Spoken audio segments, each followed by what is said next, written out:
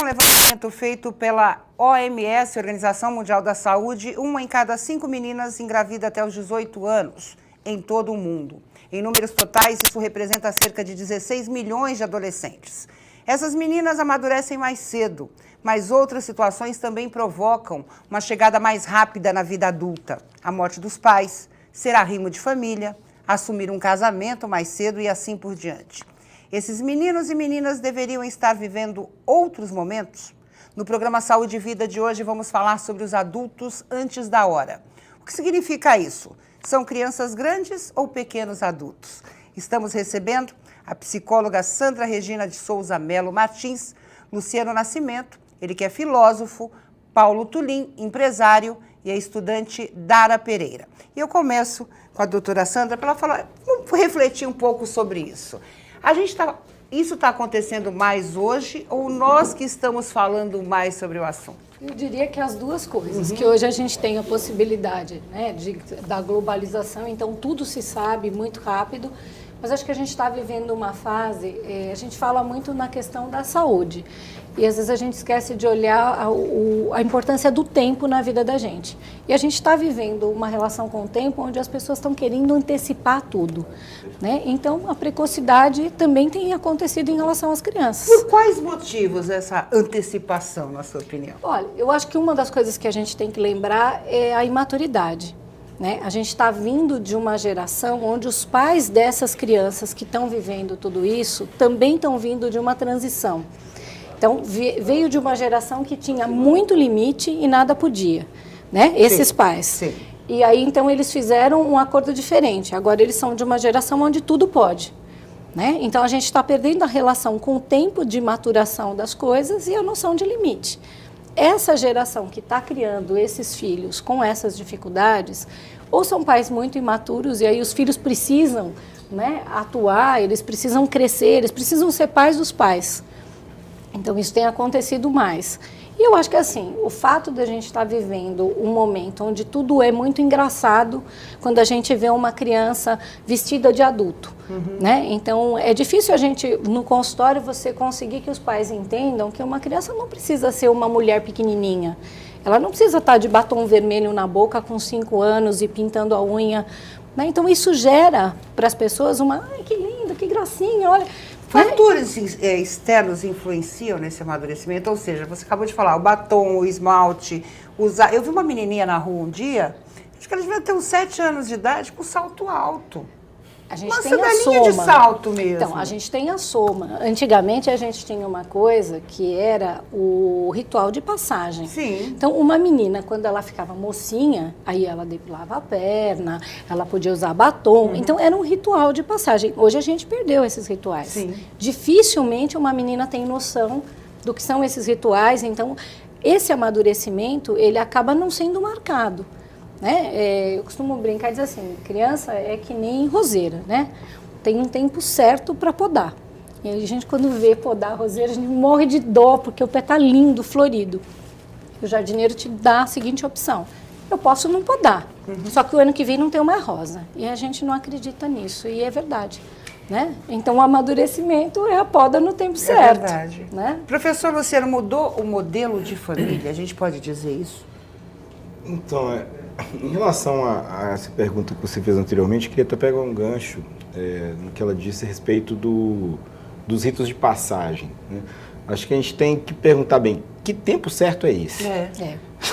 Ou seja, o tempo certo para a nossa cultura atual, porque me parece que ninguém escreve seu próprio livro, né, professor? As coisas acontecem na vida da gente. Sim, e conectado com o contexto cultural e social da época em que a gente vive. Sim. Né? Assim, às vezes a gente tem uma tendência de julgar a época atual por um parâmetro anterior, enfim. Mas o que eu queria que a gente pensasse é o seguinte, parece que muito do que está em jogo discutido aqui é a questão da adolescência. E a adolescência é um fenômeno histórico e cultural. Ela não é um fenômeno biológico, ela foi sendo construída ao longo do tempo. Então, em relação aos ritos de passagem, você tem várias culturas em que nesses ritos de passagem, enfim, vai variar o tempo deles, mas a diferença entre criança e adulto era quase imediata, ou seja, tinha uma criança, ela se tornou sexualmente apta, ela passa por um rito de passagem, que pode durar uma semana, um mês, e dali ela sai adulta. Sim. Não tem a adolescência, tem a marcação biológica, né? A partir do momento que a civilização vai se tornando mais complexa, a gente precisa de estudar mais, a ciência vai se impondo, vai se criando essa etapa um pouco estranha, né? Ou seja, em que o corpo, de alguma maneira, está apta à sexualidade e a gente entende que a pessoa não está, né? Mas essa pessoa já tem desejo, já sexualmente, do ponto de vista corporal, é apta. O que gera para ela... o fisiológico não acompanha o emocional, é isso que você quer dizer? Quer dizer, às vezes, porque a minha vontade a maturidade para a situação pode ser uma e o meu físico responde de outra forma, e vice-versa. Sim, sim. E isso traz esse problema para a pessoa, né, de conflito com ela, e um problema também para a nossa sociedade. A gente brinca, né? A gente não chama adolescente, a gente chama aborrecente, porque ele sempre está em conflito com alguma coisa, com alguma situação, com alguém, né? Ou com alguma coisa. Sim. Talvez nesse dado que você levantou da OMS, o que talvez seja atual é o quanto de jovens que ainda não engravidaram, né? Se a gente for pensar aqui no estado, né, mais próximo da natureza, isso era algo comum, né? E o início da vida sexual, né? Sim. Hoje é muito mais precoce. Depois você vai me falar sobre o modelo de família. Olhem a cara desse rapaz. Todo mundo ficou bobo aqui quando ele disse que ele é vovô. Ele tem 45 anos, Paulo Tulinha, da cidade de Tupã, do interior. Às vezes, a gente vai fazer esse parâmetro mesmo, né? De cidade grande com interior. Foi pai aos 19 e aos 13 começou a trabalhar. Isso foi planejado? Aconteceu? Conta um pouquinho da sua história. O trabalhar foi planejado pela minha mãe. Eu fui... minha mãe... São 5 filhos e a gente perdeu o nosso pai. Eu tinha 2 anos e eu sou o caçula. Então a minha mãe não teve muito tempo. A minha mãe é o meu exemplo de vida. Então a minha mãe não teve muito tempo para ficar, olha, toma cuidado, não corre, você vai tropeçar e tal. Ela foi trabalhar para cuidar dos 5 filhos. E os 5 filhos se cuidavam? E os 5 filhos se cuidavam. Eu, assim, a minha lembrança mais antiga, eu devia ter uns 4 anos e eu acordava sozinho. Porque todo mundo ia para a escola, minha mãe ia trabalhar e até a hora do almoço eu estava em casa sozinho. Minha mãe deixava o pão cortado para eu não mexer com faca. E aí eu só botava a manteiga e tomava o leite e comia. Enfim, você falou aos 13 anos, registrado. Ah, é? Com carteira de trabalho aos 13, mas aos 11 eu já vendia limão, vendia couve, fazia alguma coisa. Até uma vez juntou eu e um amigo, pegamos um carrinho desse, fomos catar papelão, tudo isso lá em Tupã. Então, assim, foi bem interessante esse meu começo precoce, né? Porque eu acho que o que a gente é hoje é fundamentalmente o que a gente fez a vida inteira. Você acha que essa situação, por exemplo, começar a trabalhar cedo, ter essa responsabilidade, influenciou no casar cedo também? Eu acho que influenciou no sentido de não ter medo de enfrentar a vida. Né? Quando você começa a trabalhar muito cedo... Você casou por vontade ou porque você engravidou a menina? Não, casei por vontade. Casei aos 18, né? A gente foi morar junto, não tinha nada desse negócio de casar, né? Vai morar junto, porque para casar você tinha que ter assinatura na época dos pais e eu não queria nada autorização, disso. Nada de autorização, vamos fazer o que tem que fazer.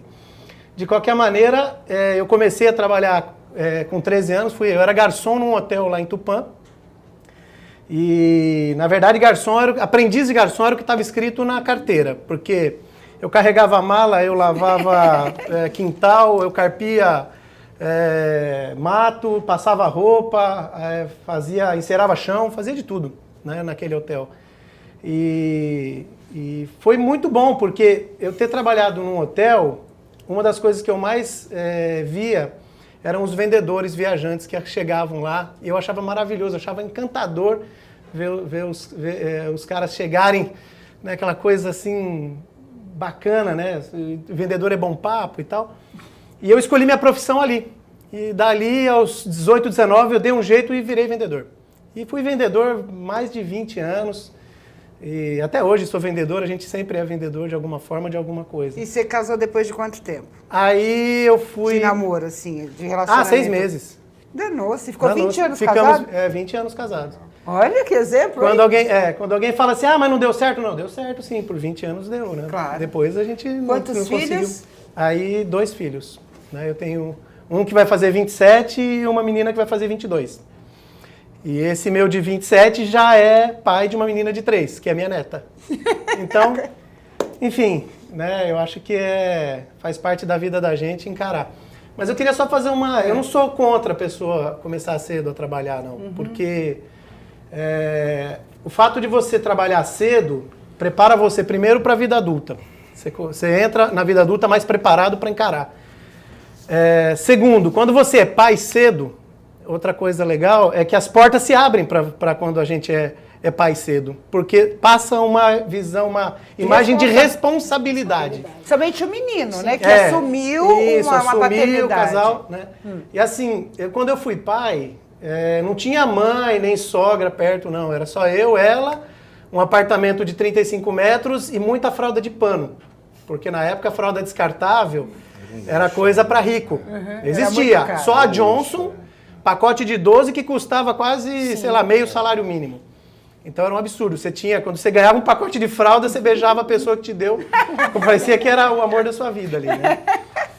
Na verdade, acho que eu nunca ganhei pacote de fralda do meu primeiro filho.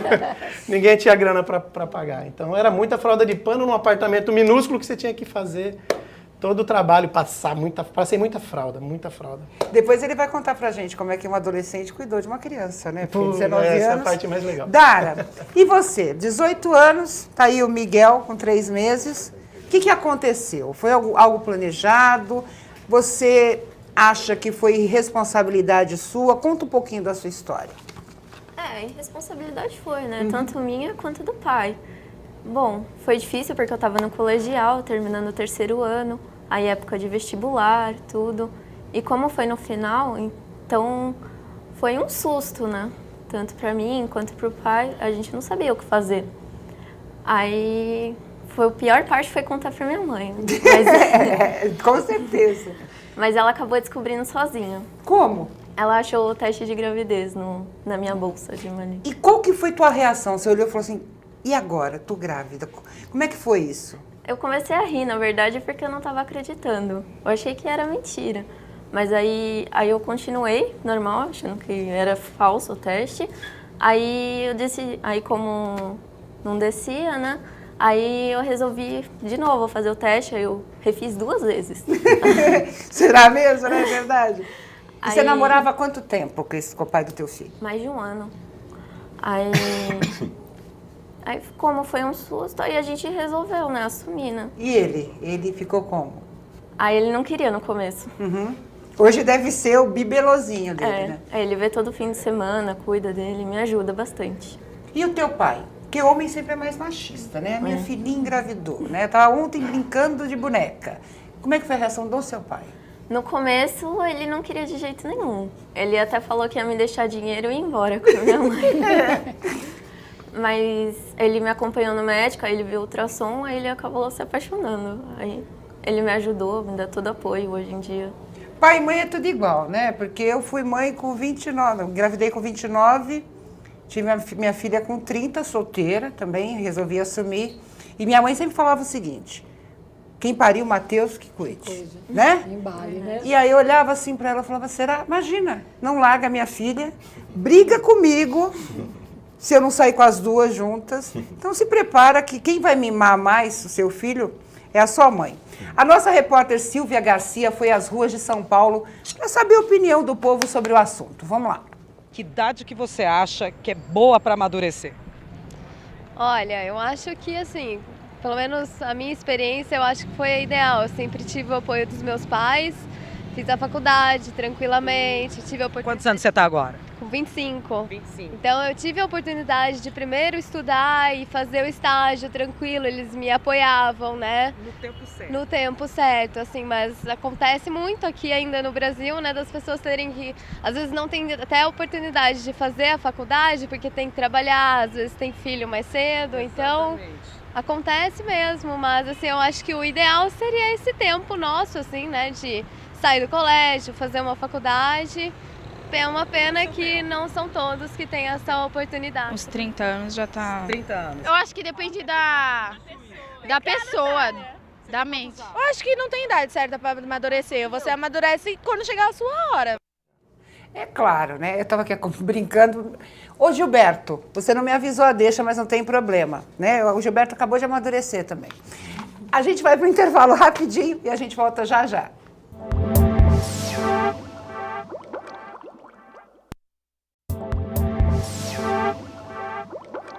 Voltamos com Saúde e Vida, hoje falando sobre os adultos antes da hora.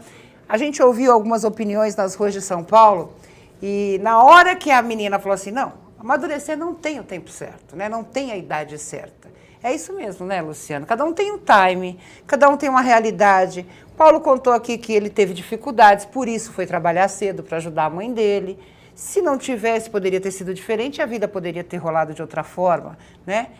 Como é que é essa coisa do tempo certo? Que tempo certo é esse? A gente escolhe, o mundo nos impõe ou os fatores externos, como a mãe do Paulinho fez? Eu acho que é um conjunto desses fatores, né? Mas como eu estava tentando desenvolver, como é uma questão cultural, a adolescência ela sofre influências da cultura. Por exemplo, em relação à classe social. Sim. Né? Que volta a questão, olha, eu tive a oportunidade de ter tempo de estudar, colégio, fazer faculdade. Então, a questão social influencia muito nesse momento, né, em que esse amadurecimento vai acontecer ou não. Influencia também naquela pergunta inicial que você disse a respeito do modelo de família. São modelos diferentes, né, pelas classes sociais. Ou seja, são construções culturais que são influenciados, óbvio, pelas escolhas do indivíduo, pelo posicionamento dele, mas é inegável a influência também do contexto social em que se vive, o contexto social em relação à classe social e o lugar, se é um lugar urbano como São Paulo, ou um lugar mais rural no interior, né? Tudo isso vai influir não só em relação a esse momento ideal do amadurecimento, né, ideal entre aspas, como também em relação ao modelo de família. Claro, né? O próprio diálogo é diferente. Doutora, quando a gente fala assim, por exemplo, no caso da Dara, esse acontecer, essa coisa da gente ficar nervoso, a emoção muda, ou seja, esse tipo de amadurecimento precoce pode trazer problemas emocionais para essa criança? Pode. Para essa adolescente? Pode. Qualquer coisa na nossa vida pode trazer problemas emocionais, não é? É que assim, na realidade, a antecipação da situação sem ter um preparo, não importa qual for a situação, pode trazer. Porque o que vai acontecer? Ela tem que enfrentar coisas que talvez ela não tenha tido tempo, que nem ela falou, nossa, fiz o teste, não acreditei, fiz de novo, não acreditei, no terceiro, né? Porque assim, ela não estava pronta para lidar com uma mudança tão radical na vida dela. Ele colocou uma coisa interessante assim, ele começou a trabalhar muito cedo, só que foi bem gradativo. Né? Ele foi preparado muito cedo. Com 4 anos, a mãe dele foi muito cuidadora, apesar de ser ausente, que hoje isso é uma coisa muito séria que a gente está vivendo. Né? Os pais, às vezes, são cuidadores e ausentes. Né? A mãe dele foi ausente porque ela tinha que trabalhar, mas ela foi extremamente cuidadora. Ela deixava o pão pronto para que ele não tivesse que mexer com a faca. Então, ela preparou a maturidade dele para que ele fosse trabalhar cedo. Então, isso tudo foi acontecendo. Então, na realidade, assim, antecipou, só que foi indo passo a passo. Uma gravidez sem planejamento, não existe esse amadurecimento emocional e é brusco. Sim. Né? Não tem meio grávida, não dá para falar assim, bom, então tá. A vida muda de um dia para o outro, vamos esperar né? um pouquinho, daqui um pouco, não, é assim, agora a gente tem que tomar outras posturas, a gente tem outras ações para lidar. Então, isso tanto pode trazer, né, esse tempo de gestação para amadurecer, enxergar o lado bom, né? Já que tem um bebê sempre é bom. Claro. Né? É um começo de Assusta, história. óbvio, porque Então, é uma coisa assim, você fala, e agora? o que mexe com essa questão emocional? O impacto de você ter que lidar com uma nova realidade sem ter tempo de amadurecer. O que né? mudou mais radicalmente na sua vida, quando você descobriu que você estava grávida? O que mudou, assim, falou assim, não, mudou? Tudo, né? Antes eu saía bastante, eu não posso mais sair porque eu tenho que ficar em casa com o bebê. Mudou basicamente tudo. Os estudos, eu tenho que dividir estudo com cuidar do bebê, porque eu não tô podendo ir pra faculdade, eu tô tendo que fazer a distância. Ano que vem eu já vou poder cuidar.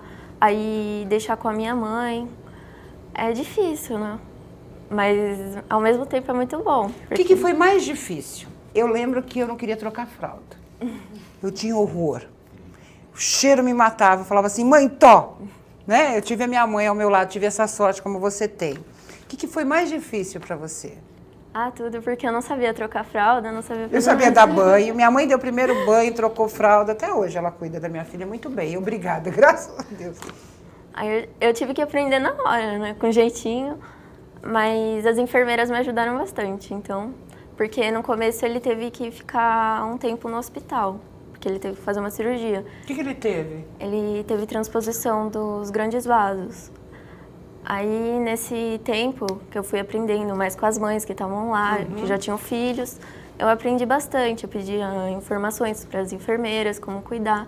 Então, eu já saí do hospital sabendo bastante, mas só na hora de cuidar, porque escutar é diferente de que fazer, né? Você sofreu preconceito? De amigas, de pais de amigas? Você sentiu isso? Nossa, ela tá grávida, olha, né? De amigas mesmo eu não sofri, elas me apoiaram, tudo, mas teve pessoas que tiveram Claro. bastante preconceito, adulto, gente da minha família também teve preconceito, mas tem que erguer a cabeça. Né? Claro. Isso não influenciou na sua gravidez, negativamente? Não, minha mãe me deu bastante apoio, então eu consegui seguir em frente e agora tá dando tudo certo. E pro pai, como é que é? Porque a mãe carrega 9 meses, né? A mãe dá o primeiro banho, troca a fralda, alimenta, amamenta, etc. E o homem? O que veio na cabeça? Qual foi assim, agora eu vou ser responsável por isso, o que eu faço quando você foi pai? Quando você pegou seu filho pela primeira vez? Bom, na verdade, assim, não sei se isso acontece, talvez a psicóloga possa explicar, mas eu enjoava um pouco junto com a minha mulher. Cara, impressionante que eu Mas você teve enjoava. desejo também? Não, desejo não. Desejo eu não tive, mas eu enjoava um pouco. É engraçado, né? E assim, eu acho que eu tinha tanta consciência da minha responsabilidade que eu comecei a ler aquelas revistas especializadas durante a gravidez dela sobre bebês. Não lembro o nome dessas Ele é revistas. todo diferente, doutora Sandra. Vale a pena um estudo sobre Paulo Tulin, nossa. né? Então, assim, eu lembro que eu fui aprendendo um pouco e tal sobre o que era ser pai. E você imagina, se você tá falando que eu tenho cara de mais novo agora, imagina eu com 18 anos. Eu era muito moleque, muito. Eu tinha uma cara As de pessoas 15. te questionavam, falavam, você é maluco? Você tem 18 anos, tem uma vida pela frente, vai namorar, vai sair com a mulherada. Não, tinha e não tinha, porque eu trabalhava tanto que eu não tinha tempo. Né? Eu tinha que trabalhar e trabalhar e trabalhar. Atrapalhou um pouco, os meus estudos foram atrapalhados, porque eu tive que parar de estudar para poder trabalhar. A minha mulher, ela terminou a 8ª série grávida, ela terminou o ginásio grávida de 8 meses. Tua mulher tinha quantos anos? Ela na tinha um ano a época? mais, ela tinha 19, quando ela foi mãe ela tinha 20. Então, na verdade, a gente teve que fazer as coisas porque não tinha ninguém por nós, né? Assim, não existia uma pessoa, olha, fica tranquilo, não tinha minha mãe perto, não tinha a mãe dela perto, não tinha ninguém, era só a gente. Então, você está falando de trocar fralda, né? Aquela história, tem que trocar fralda, não tem o que fazer. O primeiro banho fui eu que dei, porque ela estava de cirurgia. O umbiguinho dele caiu na minha mão, porque ela ainda estava em repouso. Então, para mim foi tudo maravilhoso. Hoje, se eu olho para trás, eu não tenho absolutamente nenhum arrependimento das coisas que eu fiz. E você foi pai depois, né? Você tem E aí, filhos pequenos hoje. na verdade, eu tenho 4 filhos. Né? Aí, 5 anos depois, nasceu desse casamento a minha filha. E aí eu já estava mais preparado, já existia a fralda descartável, já era uma coisa mais acessível. Mais possível. Eu estava ganhando mais, enfim. Quando eu fui pai a primeira vez, eu era office boy. né? Então era assim, era tudo muito difícil, muito difícil. E a gente pagava aluguel e era um sacrifício danado. Fazia a compra de ônibus, né? Aquela coisa, leva o bebê, eu tinha aquele bebê, baby bag. Sim. Aí eu botava ele aqui, levava, e o moleque tinha uma sorte, cara, toda vez que a gente saía não estava chovendo, a gente entrava no ônibus, começava a chover. Quando chegava no ponto, parava de chover. Eu falava, esse moleque é sortudo demais, né? Porque... Filho traz sorte da gente, traz né? Quando sorte. você assume um filho, Assume, é uma coisa muito... tem que assumir, não tem jeito, cara. Eu acho que assim, parabéns você que é mamãe, eu acho que você tá no caminho certo, que é maravilhoso e você só vai ter a ganhar com ele. Não, né? e a coisa mais gostosa é sair com seu filho, você vai viver isso, Paulo, e acharem que é seu irmão. Não eu fui, eu tenho minhas fotos com os meus filhos. Isso é muito bom. É muito legal, legal. Ó, a gente vai ouvir mais um pouco as pessoas nas ruas. Foi feita uma pergunta, a Silvia Garcia perguntou, tem alguma amiga que precisou amadurecer? Quais foram os motivos que levaram essa conhecida, ou você mesmo, né, para amadurecer? Vamos lá. Você tem alguma amiga assim que tenha tido filho muito mais cedo? Eu tenho uma amiga de 19 anos que já tem filho e aí, tal. como é que tá a vida dela? É difícil, né? Se a minha não tá fácil, a dela, né? É uma responsabilidade enorme, assim. Muito ela tem que se preocupar com ela e com o filho, né? 14 anos. 14 anos. E aí, mudou a vida dela? Mudou completamente. Ela começou a ser mais responsabilidade, ter mais atitude de mulher, que isso no começo ela não tinha, né? Eu tenho uma amiga que ela fez 18 anos esses dias e ela tem uma filha de 2 e um filho de 3. Ela sai com vocês assim, na rua, pra passear? Ela sai, ela continua saindo, ela paga pra cuidarem. Só que eles já estão grandes, no começo ela não quis, mas agora ela trata com o maior amor do mundo. Que graça, né? Largou a boneca, né, doutora? Pois é. E foi brincar com a boneca de verdade, é um boneco, né? Eu sempre falo o seguinte, que esse preparo é independente da idade, porque você foi mãe com 18, como eu disse, eu fui mãe com 30, eu também não tinha preparo nenhum, né? Como o professor colocou, não existe tempo nem idade para as coisas, né? A gente tem que se adaptar às situações independente da idade, né, Sandra? E acho que às vezes mexe um pouco com a cabeça da Acho gente. que tem uma coisa que a gente falou que é importante pensar assim, o que é o tal desse amadurecimento que a gente fala emocional? Essa capacidade de lidar com a mudança e com a frustração. Porque, na verdade, ele disse assim, ó, tinha que fazer, tinha que dar o banho, tinha e foi. Claro. Então, a capacidade dele de lidar com a frustração, de ter que deixar, né, a vida de menino, de brincar, suportou e deu condições para que ele fosse para um outro papel. Porque, na realidade... A própria aceitação, né, Sandra? Porque acho que a pessoa aceitar as suas mudanças... Então, mas a aceitação, ela vem dessa capacidade de suportar, lidar com a frustração. Né? Para todos sim, tem um não. Na vida da gente, né, não existe, eu quero o melhor dos dois mundos. Não tem. Né? Gostoso olhar uma criança quando você estiver jovem e é sua filha com 15 anos e você novinha, né? Gostoso. Porém, tem a questão de ter que perder uma porção de coisas nessa fase da sua vida. O Paulo colocou uma coisa, Luciano, que eu achei muito interessante, que é aquela coisa assim, agora eu acho que eu consigo tudo, né? Se eu assumi, comecei a trabalhar cedo, tive filho cedo, assumi um casamento cedo, não é questão da coragem, de repente enfrentar o mundo de forma mais fácil. A dificuldade para ele deve ser mais fácil de enfrentar do que para uma pessoa que nunca teve obstáculos na vida, dificuldades financeiras. Isso influencia diretamente, né? Sim, você vê no caso da história de vida mesmo do Paulo, a construção da autonomia dele, né, é clara. Né, se deu muito cedo e organizada, se deu muito né? cedo e organizada, né? E isso, bem, com a construção da autonomia, como diz o próprio Kant, ela necessita dos erros. Ou seja, porque ninguém torna o outro autônomo, é só você que pode fazer isso.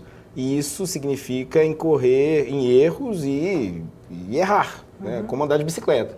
Você não vai, né, aprender pelo outro andar de bicicleta, né? Você vê que no caso da família dele, a mãe dele permitiu isso desde cedo, né? Não era aquela mãe absolutamente controladora, Sim, que quer evitar qualquer tombo, né?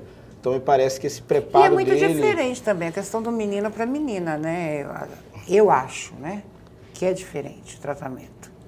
Sim, nessa questão. Sim. Se fosse Mas uma às vezes mulher, questão da eu acho que a mãe já cultura, não ia né? falar assim, não vai se tivesse entre os uma menina, será que a mãe ia colocar para trabalhar com 13 anos? Sim, ou se fosse um meio mais Colocou. urbano. Colocou? Ou se fosse um meio mais social, urbano. às vezes também. obriga, né? Ou se fosse mais urbano, ou se fosse uma família que teria outros projetos ou outra condição econômica, aí vai envolver um outro projeto de vida, né, que envolve muitas vezes a questão do estudo, né, ou seja, você focar na questão do estudo e deixar a questão do trabalho um pouco de lado. Agora, o que a gente está vendo pela própria história do Paulo, quanto ele é feliz, não tem exatamente uma receita pronta e pré-determinada. Ele teve né? mais 2 filhos, né? Ele gostou, né, professor? Eu gosto de filho. É muito Gosta? gostoso. Mas parou por aí? E de não? pensão. São duas coisas que eu Posso tenho. fazer uma... Eu acho que tem Claro. uma coisa importante que a gente falou hoje, assim, né? Dessas questões do que faz amadurecer, do que ajuda. A gente sempre tem muito medo de estabelecer limite e do limite impedir o crescimento. E a gente pode olhar o limite de 2 maneiras. Você pode construir um paredão e aí a pessoa vai ficar sem autonomia e não vai se desenvolver. Como você pode colocar um corrimão e o caminho não tem fim. Mas o corrimão é o apoio, é o tal do pão cortado com a faca escondida. Sim. Né? Deu espaço para crescer, mas Com cuidado. com cuidado, dentro desse limite, assim, ó, se precisar tem onde segurar. E aí se desenvolve. Né? Hoje o que a gente está vivendo na outra ponta, que é o adolescente que não quer crescer de jeito nenhum, é essa situação que os pais vão tolhendo com medo de que sofra. Esse medo de sofrer, né? E a gente brinca e fala, tem que se descolar mesmo, sair do colo. Né? Então, isso a gente tem. É verdade. A tua questão de vida emocional mudou? Se eu encarar um namoro, uma situação, um relacionamento, mudou com a chegada do teu filho? Hoje você pensa diferente? Você acha que amadureceu nisso também? Amadureci bastante. Tanto que eu não consigo conversar direito com as minhas amigas. Eu consigo conversar melhor com gente mais velha do que com minhas amigas. Porque minhas amigas só estão falando de festas, essas coisas. Você sente falta? Olha, eu sinto falta, mas eu não gostava de sair tanto assim, eu era mais caseira. Então eu não perdi tanto sendo mãe mais jovem. E eu tô feliz, então... O que as pessoas perguntam? Quais são as curiosidades? Quando a gente tem um filho assim com 18 anos, no seu caso, o que as pessoas perguntam, assim, até por curiosidade mesmo? Sempre perguntam se eu tô bem ou se eu tô casada. Sempre essa pergunta. Parece que muda, né? Não tem nada a ver, né? O pai assumiu, você falou que vai ver todo fim de semana. Vocês têm uma relação de amigos hoje ou vocês namoram ainda? Não, somos bastante amigos, mas... O namoro acabou. Não, é só o filho que é pro resto da vida. Agora você vai ter que... Eu sempre falo o seguinte, né? Que pai de filho é pro resto da vida. Não tem jeito. A gente vai pro intervalo rapidinho, daqui a pouco a gente volta. Vamos falar um pouco sobre de trabalho também. Como é que a Dara sustenta o filho? Ela depende dos pais? O que ela imagina aqui no futuro, já que ela está na faculdade? E o Paulo vai falar sobre isso também. A gente volta já já.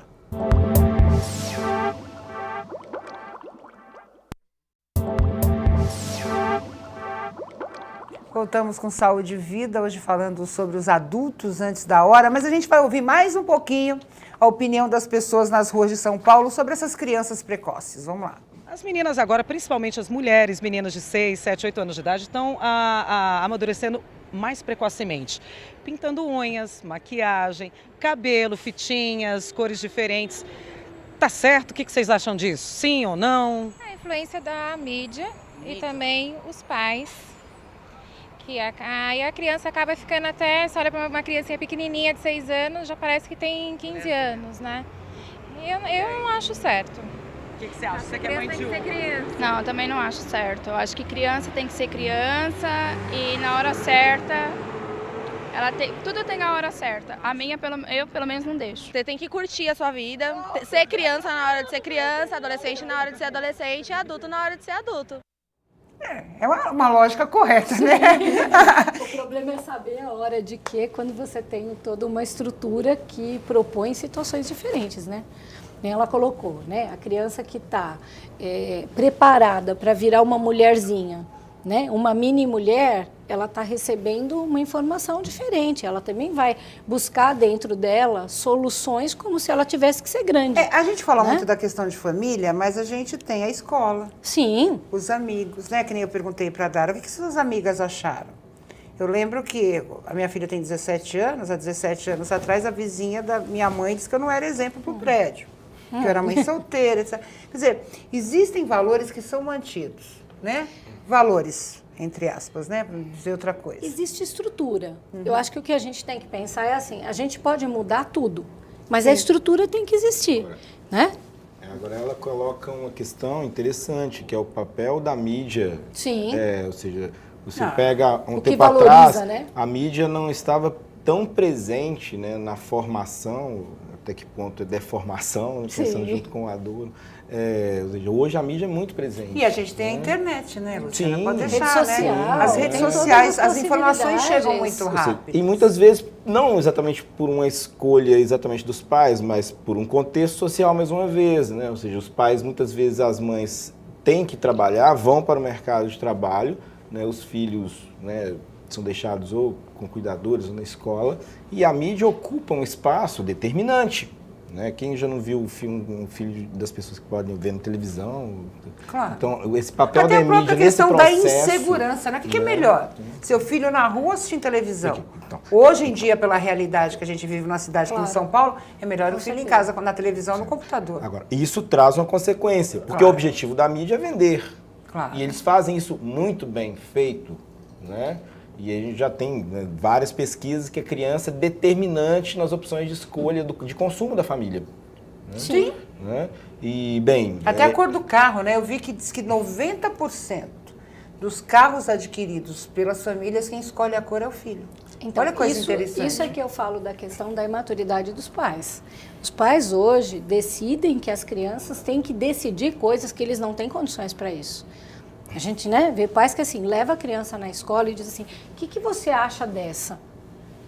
Quem que acha o quê? E é nesse ponto da mídia desenvolver? que o Luciano colocou, tem criança que escolhe marca, Sim. né, em supermercado. Sim, agora, e muitas vezes é fruto de todo esse contexto, né, que nós vivemos, e é difícil fugir dele, né? Então temos que pensar, né, nessas questões, né?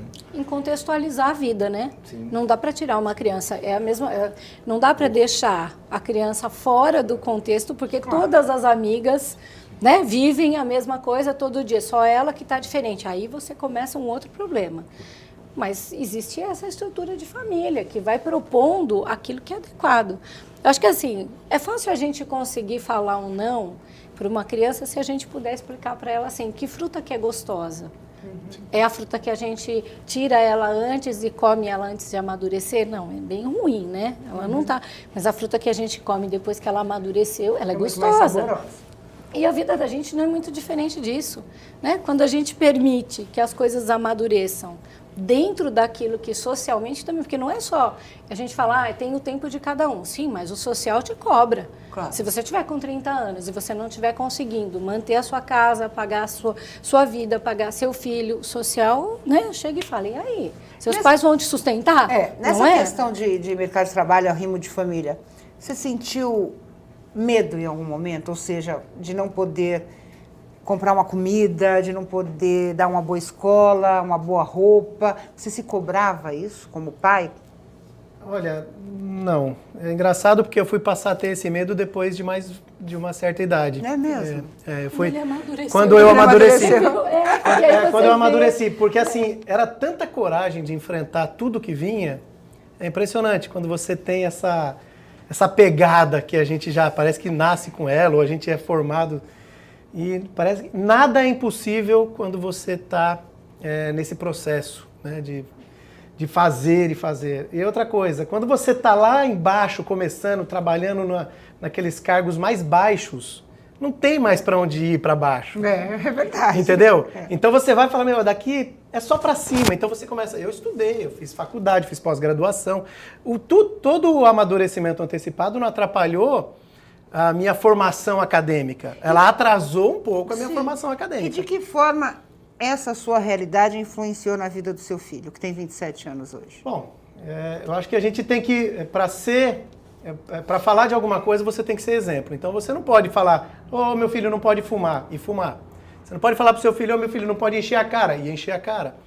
Não vai usar droga, e ser usuário. Então, basicamente, eu sempre fui um pai que tentou educar pelos exemplos. Então, eu acordava cedo, ia trabalhar, depois ia para a escola, para primeiro o colegial de novo, depois faculdade e tal. Chegava em casa meia-noite e meia, 6 horas acordava e fazia essa rotina por muitos anos. Mas ele amadureceu rápido como você? Não amadureceu, mas aí eu acho que tem uma razão para isso, né? A vida dele foi mais fácil. Sim. A vida dele foi muito mais tranquila. Claro. Ele teve tudo mais à mão, né? Então, assim, e a própria característica desses adolescentes de hoje em dia que tem as coisas com mais facilidade. E já a minha filha amadureceu um pouco mais rápido, porque quando ela entrou na adolescência, eu me divorciei. Então, ela já encarou um mundo diferente do meu filho adolescente. Né? E nesse processo todo eu perdi meu emprego, aí tive que retomar minha vida inteira, é tudo muito mais complexo. Então minha filha amadureceu antes porque teve a dificuldade de ver uma separação e crises financeiras. E o meu filho não teve essa dificuldade. Então... Dara, no caso da realidade financeira, como é que é? Você trabalha, teus pais te ajudam, o pai do teu filho te ajuda. Como é que é essa realidade para você? Você se poupa de algumas coisas, né? Para exatamente poder dar ao Miguel. Conta pra gente. Bom, eu não trabalho. Meus pais que têm que me ajudar. Meus pais e a avó do Miguel, por parte de pai. Eles ajudam bastante na questão financeira. Meu pai ele disse para eu estudar, ele quer que eu estude primeiro para depois trabalhar. Porque ele falou que não pode interferir no meu estudo, porque se parar não fica difícil para voltar na questão de ter paciência e tudo. Ainda mais que está cada vez mais difícil o mercado de trabalho, né? Então, é difícil. Eu também, às vezes, era mais fácil ele comprar as coisas para mim. Agora, como tem o Miguel, agora eu não sou a primeira opção, né? É sempre o Miguel, então é tudo para ele agora. Isso, claro que é super gostoso a gente ver o nosso filho bem tratado. Mas se não tivesse o Miguel, a menininha da casa ia ser você. Você sente, de certa forma, essa falta? Tem mãe que tem ciúme de filho, claro. Né? Tem mãe que, em muitos momentos também, a gente não tem depressão pós-parto à toa, né? A doutora Sandra pode até falar sobre isso. Mas você sente, fala assim, se ele... Não desdenhando o filho, obviamente, mas, eu era a menininha da casa, e agora? Eu sinto um pouco. Meu pai sempre me paparicava, agora ele só dá atenção pro meu filho, né? Seu pai tá vendo, viu? Tá vendo uma cobrança direta aí. Mas eu fico ao mesmo tempo feliz, né, por ele, porque ele gosta do meu filho, tudo. É que, na verdade, você só fez uma troca de papel. Você continua sendo a predileta, porque agora ele cuida de você para poder cuidar do Miguel. Então, você não perdeu o lugar, só mudou a função. Né? Ele não quer interromper o seu desenvolvimento. Né? Ele está te permitindo assim, você continua sendo tão importante ainda que ele vai assumir, né, esse contexto para que você siga na linha normal da vida. Vai continuar estudando, vai se formar, vai entrar no mercado de trabalho e o Miguel vai vir junto com isso. Né? Esse é um outro jeito de amor. Essa é a passagem do amadurecimento. Quando a gente olha e fala, nossa, mas eu queria esse amor assim, compra esse sapato novo, compra fralda para o Miguel. Mas ele está te dando o outro, que é te dar a condição de não interromper nada na sua vida. E é só um comentário rapidinho. Quem veio com você hoje? Meu pai. Extremamente amoroso. Você já tem idade para vir sozinha, não tem? Mas o seu pai está aqui com você e eu vi o quanto ele te paparica lá enquanto a gente esperava. Então imagina, se paparica desse jeito, imagina o neto. Diga, obviamente dentro de um contexto de classe média, né? Claro. É isso. Exatamente. É isso que sim, você tem razão. É possível. Se a gente entra na questão da classe social. E se ela fosse uma menina de periferia, né? Que tivesse os pais ausentes ou que não tivesse pais. Ou que não tivesse condição. Olha, você vai trabalhar para sustentá-lo, porque nós não temos condição. Ponto. É isso aí. É por aí. É o que tem para hoje. Olha, o papo está super gostoso, mas o nosso tempo chegou ao fim. Eu vou dar um minutinho para cada um dos meus convidados e minhas convidadas para as considerações finais. A gente fez esse programa exatamente para uma reflexão, né? É saúde e vida. Filho é saúde, filho é vida. Então a gente tem que mostrar o que muda, né, quando uma adolescente tem que assumir mais cedo a vida nos mais diversos aspectos que ela se apresenta. Então, vamos refletir sobre isso. Luciano, muito obrigada. O seu recado final. Bem, eu gostaria de destacar essa questão do amadurecimento, né?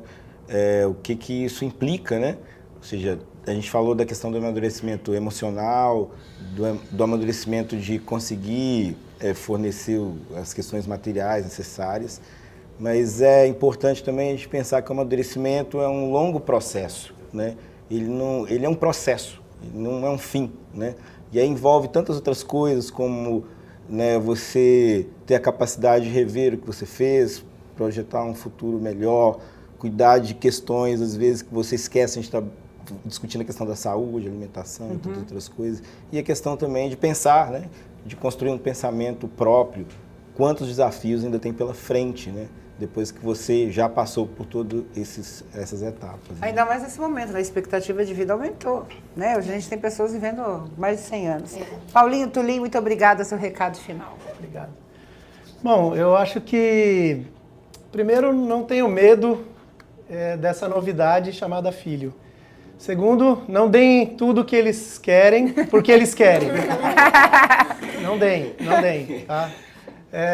Dizer não faz parte. E é bom dizer muito não, principalmente nos primeiros 14 anos de vida deles.